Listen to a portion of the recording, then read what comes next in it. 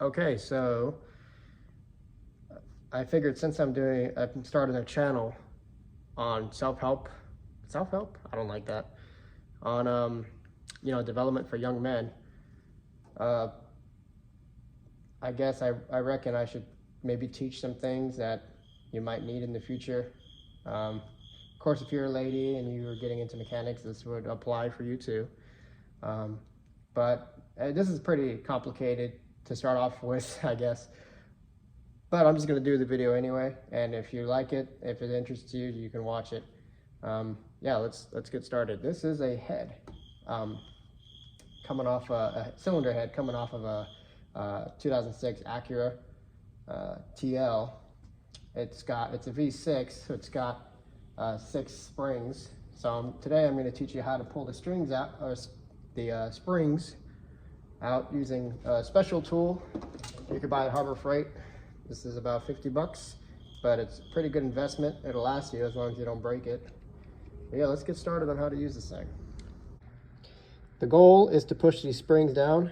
If you're a macho man, you can push it down with one finger, but I'm not a macho man. I got skinny arms. But they got this special tool that you can buy.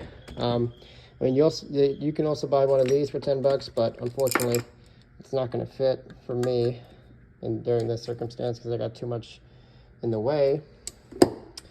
But they got keepers in there. I'll show you once I take them out, and yeah, just show you how to use the tool.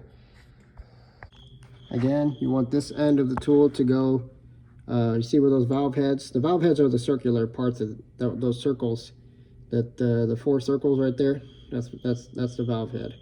You have an exhaust valve head and you have an intake valve head. So you want to put this end of the tool flush against the valve head, the valve that you're working with.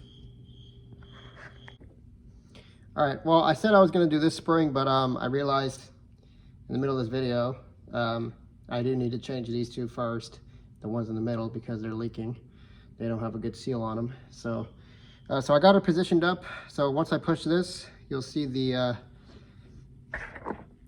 spring squeeze, and then you'll see keepers come out.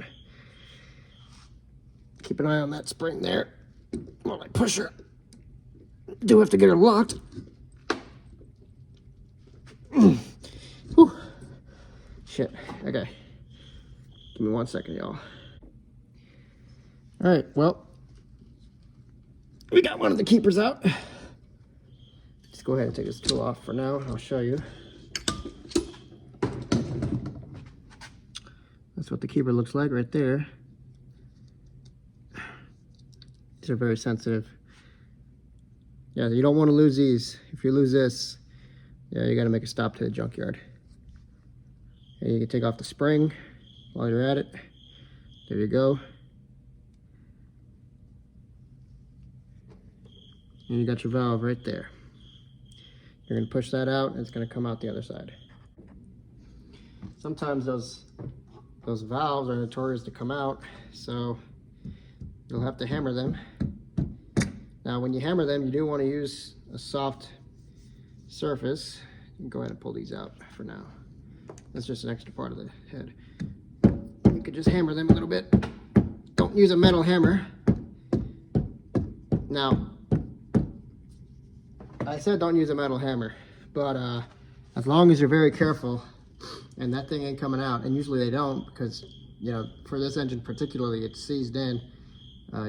Just be very careful when you hammer it so you don't hammer the edges here.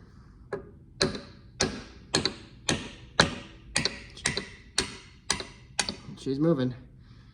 There she goes. So this is the front of the head, and as you can see, I was hammering that valve stem there and got it to come out the other side. So what we're going to do is we're going to seal these up better than they were before, so when we put the engine back together, she runs smoother. All right, she's coming, and there she goes. So as you can see, there's the valve. So that spring that you took off, the valve covers, the spring covers that valve there, and when the spring compresses, it moves the valve up and down, allowing intake or exhaust to flow through the system. And that's how you take the valve off. That's it. As you can see, it's very bad. Its engine wasn't very taken care of, so you can see rust marks on the valve. It does need to get relapped, so we're going to do that.